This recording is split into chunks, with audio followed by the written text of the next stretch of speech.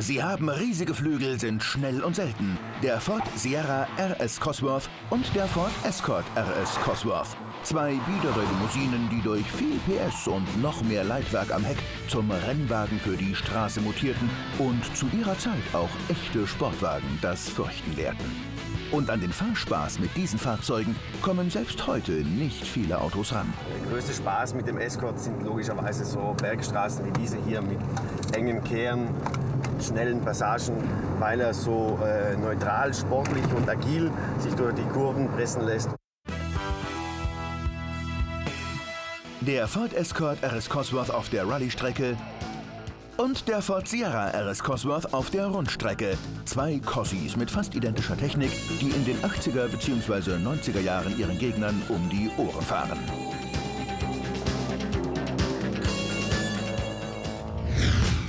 Christian Gratl hat das Glück, beide seltenen Cossis zu besitzen. In seiner Werkstatt nahe Nürnberg will er mit seinem Kollegen Uwe Schreiner die Autos fit machen für die neue Saison. Sie sollen als Renntaxis und Vorausfahrzeuge bei Motorsport-Events eingesetzt werden. Mit den Cosworths verbindet mich sehr viel eigentlich. Man kann sagen, dass ich in den Autos groß geworden bin. Mein Vater hat sehr viele Rennen damit bestritten, Bergrennen. Ich habe auch sehr viel dran rumgeschraubt, deswegen habe ich schon eine sehr große Leidenschaft zu den Autos. Am liebsten würde Christian mit den Cossis sofort auf die Straße. Ich versuche da mal zu starten, ja? Ja, probier, Christian.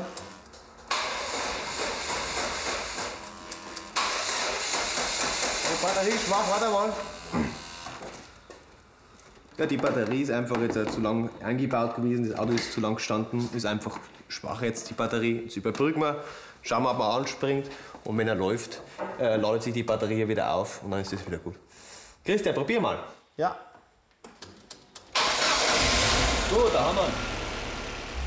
Das Auto steht jetzt seit circa 5 Monaten und am Anfang ist es wichtig, dass man gleich den Öldruck kontrolliert, denn würde der Motor ohne Öldruck laufen, dann wäre das schlecht, aber hat eigentlich reibungslos funktioniert hier.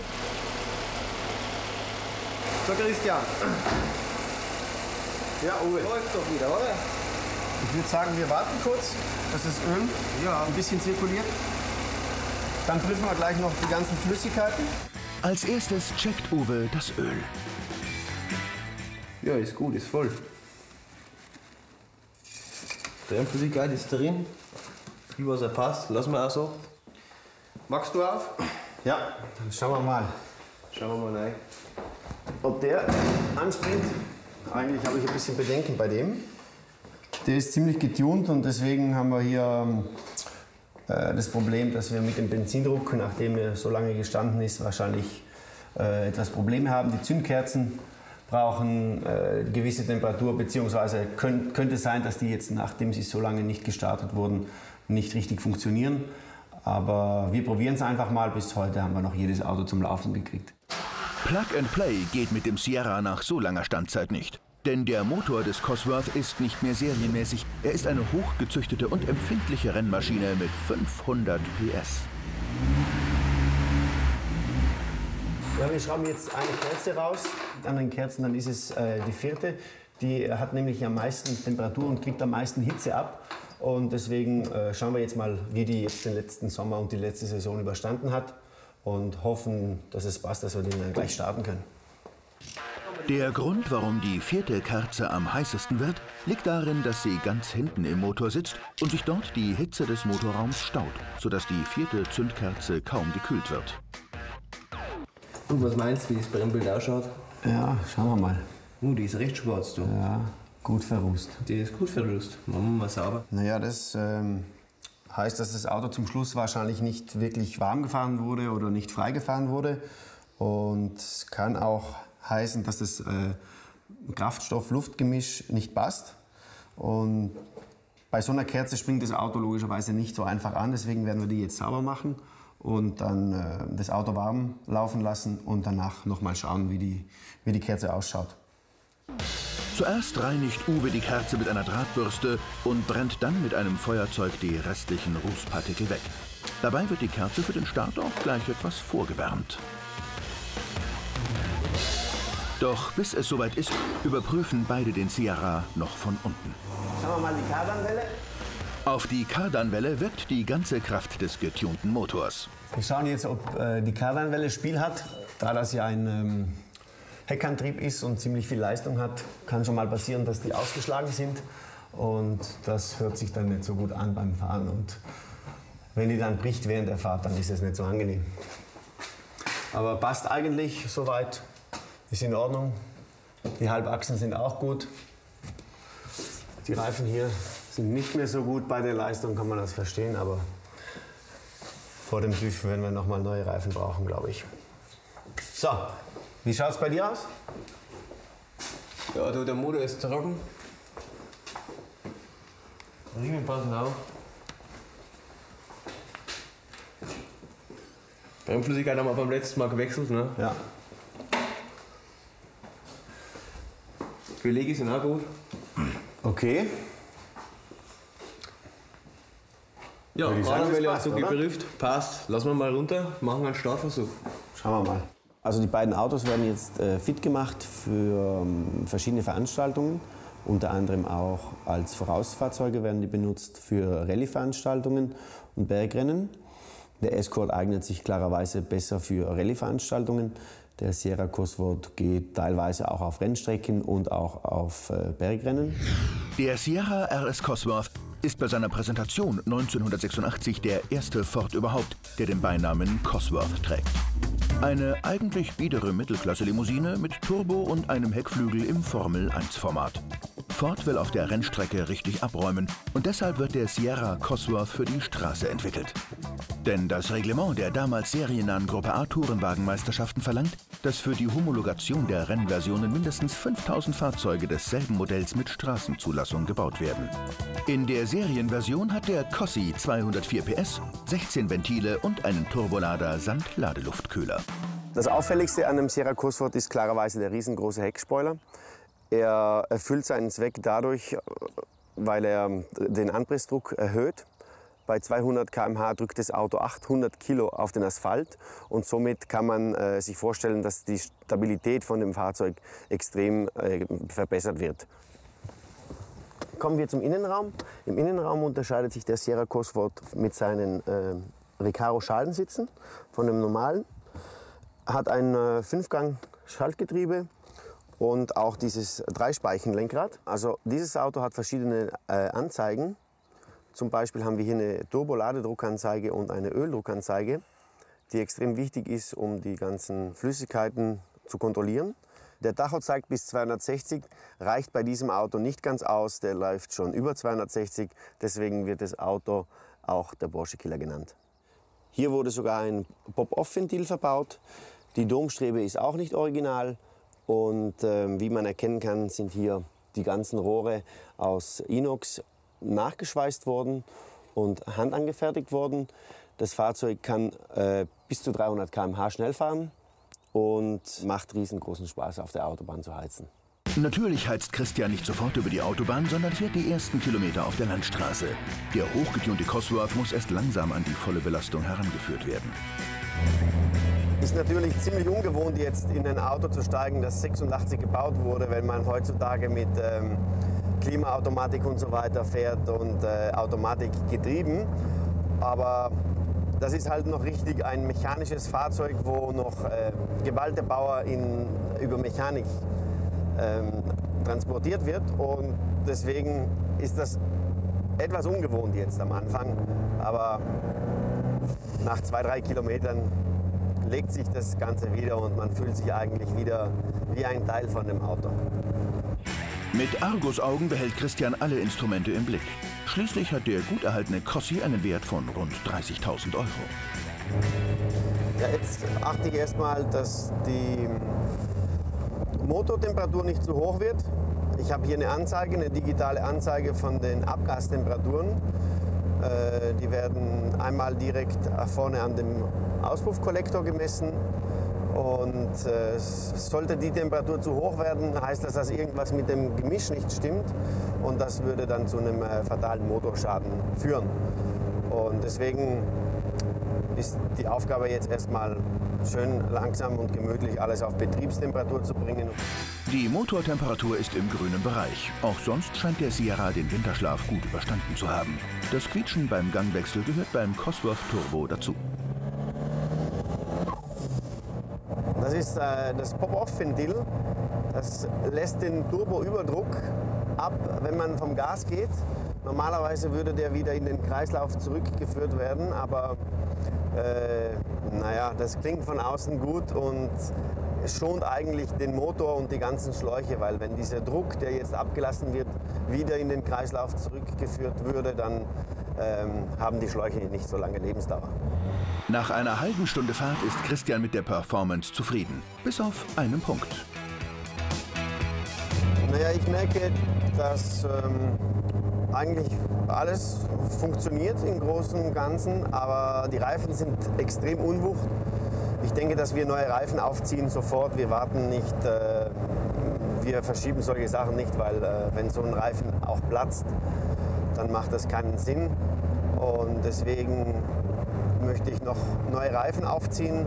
Dann werden wir noch kurz den Benzindruck anpassen. Der passt nämlich noch nicht so richtig. Das Auto stottert ein wenig beim Beschleunigen, aber ansonsten sind wir eigentlich schon durch mit der Probefahrt. Doch dann wird die Probefahrt zum Desaster. Als Christian zurück zu seiner Werkstatt fährt, klingt der Motor plötzlich mehr nach Näh als nach Rennmaschine. Oh, das Geräusch hört sich nicht so gut an jetzt. Das hört sich irgendwie nach was Gröberen an, sehr metallisch. Das hört sich an, wie wenn ein Lagerschaden oder irgendwas wäre. Kommt jetzt ganz plötzlich, das kommt jetzt. Jetzt muss ich schauen, so wenig wie möglich Drehzahl zu fahren, um den Motor jetzt nicht noch mehr zu beschädigen.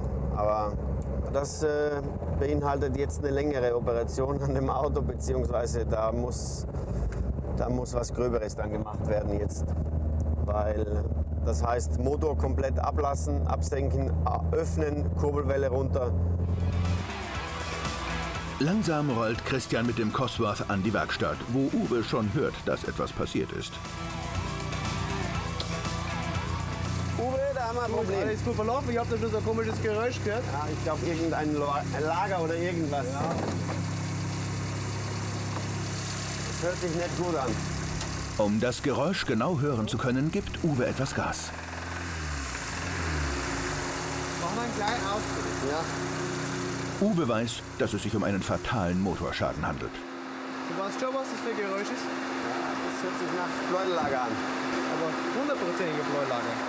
Wie konnte es zu dem Defekt kommen? Ruhig fort. Ich bin langsam gefahren. Langsam und dann plötzlich war das Geräusch da. Uwe ist trotzdem verärgert über den Schaden. Auch Christian hatte nicht damit gerechnet, dass bei der Probefahrt so etwas passiert. Ja, ist natürlich sehr ärgerlich, wenn das Auto jetzt fehlt, weil es sollte jetzt eingesetzt werden für Taxifahrten bzw. auf Rennstrecke und auch als Vorausauto. Und wir müssen schauen, dass wir jetzt so schnell als möglich das Problem beheben, um dann das Auto wieder einsetzen zu können. Wenn alle Teile lagern sind, dann ist das innerhalb von einer Woche erledigt normalerweise. Aber man weiß ja nie, wenn man jetzt den Motor öffnet, was man da noch alles findet. Wobei der Motor eigentlich an sich noch nicht so viel gelaufen hätte. Naja, kann man nichts machen. Das teure Ende einer Probefahrt. Der hochgetunte Motor des Sierra verabschiedet sich nach knapp 3000 Kilometer Laufleistung. Mit dem Escort will Ford 1993 die Rallye-WM gewinnen. Die Kölner setzen einfach die Karosserie des Escort auf Fahrwerk und Motor des größeren Sierra und bauen so ein starkes, kleines und wendiges Auto für die engen und kurvenreichen Rallye-Strecken. Gebaut wird der Escort Cosworth bei der Firma Karmann. Markant ist auch hier der große Doppeldeckerflügel am Heck. Unter der Haube arbeitet der bekannte Sierra Cosworth-Motor mit Turbolader. Durch die vielen Instrumente und Schalter wirkt der Innenraum fast wie ein Flugzeugcockpit.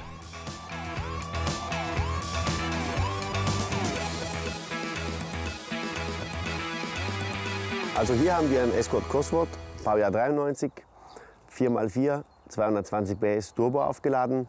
Auffällig mit seinen riesengroßen Lufteinlässen hier vorne. Weiters können wir hier die Stoßstange erkennen, an der normalerweise eine Frontlippe montiert ist. Besonders in Erscheinung fallen klarerweise die riesengroßen Kotflügelverbreiterungen, die sich dann hier unten über den Seitenschweller hin bis zur Kotflügelverbreiterung hinten ziehen. Weiters haben wir hier einen riesengroßen Heckspoiler verbaut in Kombination mit dem Spoiler hier. Die Aerodynamik wurde vom Sierra Cosworth zu dem Escort Cosworth nochmal verbessert und somit hat das Auto ein extrem neutrales Fahrverhalten. Kommen wir zum Motor. Der Motor ist ein 2 Liter 16V Turbo aufgeladen, hat 220 PS. Der Turbo ist das Herzstück von dem Fahrzeug und in Kombination mit einem Intercooler über diese Ansaugbrücke kann das Fahrzeug diese Leistung erbringen. Im Gegensatz zu Christians getuntem Sierra ist der Escort Cosworth eine originale Serienversion. Bevor Christian mit dem Escort aber seine erste Probefahrt machen kann, muss er erst noch zum TÜV, um sich eine neue Plakette zu holen.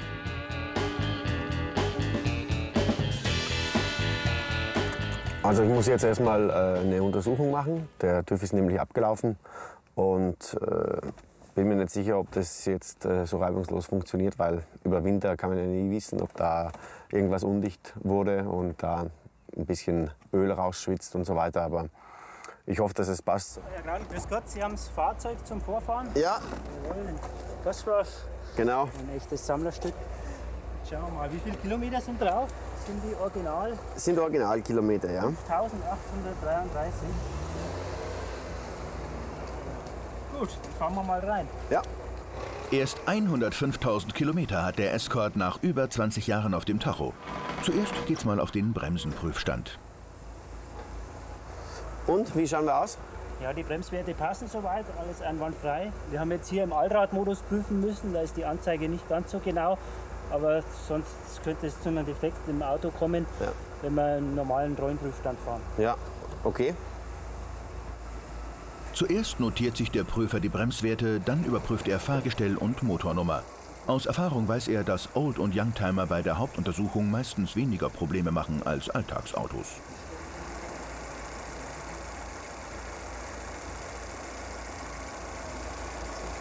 Man muss sagen, wenn jemand das Fahrzeug super gepflegt vorführt, dann werden wir kaum Mängel finden.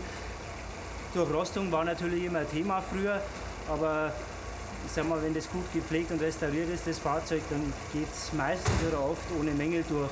Man hat natürlich Standschäden, Bremsanlage und so weiter, ist immer ein Thema, aber im Grunde haben wir da eigentlich gute Erfahrungen. Keine Probleme sollte bei der Hauptuntersuchung auch der Escort Cosworth machen, denn ohne Rost und mit wenigen Kilometern sieht er beinahe noch so aus, als wäre er erst vor kurzem aus dem Showroom gefahren. Gut, dann sehen wir uns mal die Reifen an. Ja. Die Größe ist original. Ja, Originalbereifung. Also Original, Profil, grenzwertig, das müssen wir mal gucken. Ich werde sowieso jetzt neu aufziehen dann. Jawohl. Aber wenn wir das jetzt noch schaffen, dann... Brauchen die 1,6 mm, dann ist es in Ordnung. Okay. Empfehlungen sind zwar so ja, mindestens 3 bis 4 mm zwecks Aquaplaning, aber 1,6 mm vom Gesetzgeber wären noch in Ordnung. Gut. Im Zweifelsfall müssen wir halt nachmessen. Mit einem Spezialgerät wird die Profiltiefe auf den Hundertstel Millimeter genau gemessen. Jawohl, 1,78. Die 1,6 haben wir erfüllt, was der Gesetzgeber sagt. Empfehlung trotzdem neue Reifen, ganz klar. Ja. Auch wenn es bei Regen mal fahren. Aber für die Hauptuntersuchung reicht es. Gut. Jetzt kann Christian endlich die Probefahrt mit dem Cossi machen. Nach der langen Standzeit sind diese ersten Kilometer im Escort für ihn immer wieder wie ein erstes Rantasten an das Auto.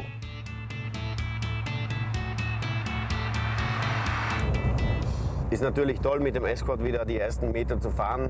Nach der Einwinterung mal einen Check wieder machen, ob alles passt, ob alles noch beim Alten ist. Ungewohnt klarerweise jetzt nach 4 Monaten wieder in dem Auto zu sitzen, aber nach einigen Kilometern fühle ich mich darin schon wieder wie wenn ich drin geboren wäre. Der Escort Cosworth lässt sich auch von ungeübten Fahrern einfach handhaben. Der Wagen ist gutmütig und berechenbar. Also im Unterschied zum Sierra ist der Escort ja ganz original. Somit gibt es hier keine größeren Vorkommnisse. Das Auto einmal warm gefahren, alle Flüssigkeiten kontrolliert, Öl und so weiter. Dann kann man nach einigen Kilometern auch schon wieder Gas geben. Der Escort läuft ohne Probleme. Mit einem Motorschaden wie beim Sierra muss Christian im Moment nicht rechnen. Ja, soweit ist bei dem Auto alles in Ordnung, alles funktioniert, Bremsen sind schon freigefahren und alles. Bis auf das, dass die Reifen jetzt ziemlich hart geworden sind. Etwas abgestanden durch die Einwinterung jetzt nach 4 Monaten und somit sind die Reifen auf jeden Fall zum Wechseln. Zum Glück bekommt Christian sofort einen Termin bei einem Reifenhändler. Auch ohne den Hinweis vom TÜV weiß Christian als Motorsportinstruktor, wie wichtig es ist, die Reifen für die neue Saison zu tauschen. Denn der Escort soll ja auch auf Renn- und Rallye-Strecken eingesetzt werden. Außerdem ist der Cossi ein mittlerweile sehr seltenes Sammlerstück mit einem Wert von rund 20.000 €, das in Schuss gehalten werden muss.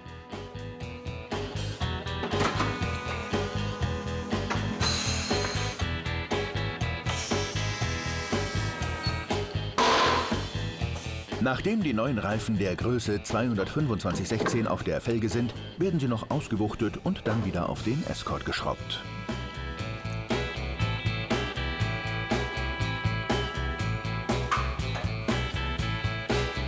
Das hat super geklappt. Dann setze ich mich schon mal rein. Danke dir. Bis zum nächsten Mal, gell? Natürlich kann man mit neuen Reifen nicht gleich richtig Gas geben. Also man sollte mit den Reifen die ersten paar Kilometer etwas langsam fahren, weil die Schutzschicht, die drauf ist, nicht wirklich guten Grip bietet. Somit einfach die ersten 5 bis 10 Kilometer etwas langsam fahren. Also ich würde sagen, dass der Escort Cosworth schon alltagstauglich ist. Dennoch muss man bedenken, dass es nicht mehr der jüngste ist, auch schon einige Jahre am Buckel hat und somit wohl zu schade ist, jeden Tag zu verwenden. Die neuen Reifen bieten inzwischen ordentlich Grip. Den Unterschied zwischen den alten und den neuen Reifen merkt man sofort. Das Auto fährt sich viel präziser, vermittelt einfach mehr Sicherheit und man hat gleich mehr Vertrauen ins Auto. Wir haben schon einige Kilometer gemacht und ich würde sagen, jetzt können wir mal richtig losheizen. 6,1 Sekunden auf 100 und eine Höchstgeschwindigkeit von 225 km/h. Ja, der größte Spaß mit dem Escort sind logischerweise so Bergstraßen wie diese hier, engen Kehren, schnellen Passagen, weil er so neutral, sportlich und agil sich durch die Kurven pressen lässt und deswegen haben wir hier am meisten Spaß. So wild der Escort mit seinen 2 Flügeln aussieht, so zurückhaltend verhält er sich dank Allradantrieb auch bei hohem Kurvenspeed. Eine Slalomstrecke soll am späten Nachmittag der letzte Härtetest für den Einsatz des Escort in der bevorstehenden Saison sein. Schnell testen, ob alles passt. Wir probieren jetzt die neuen Reifen aus und fühlt sich gut an. Ich glaube, das Auto ist fertig für die Rennstrecke. Wer einen sportlichen, zuverlässigen Youngtimer mit viel Fahrspaß sucht, für den ist der Cossi bestimmt erste Wahl.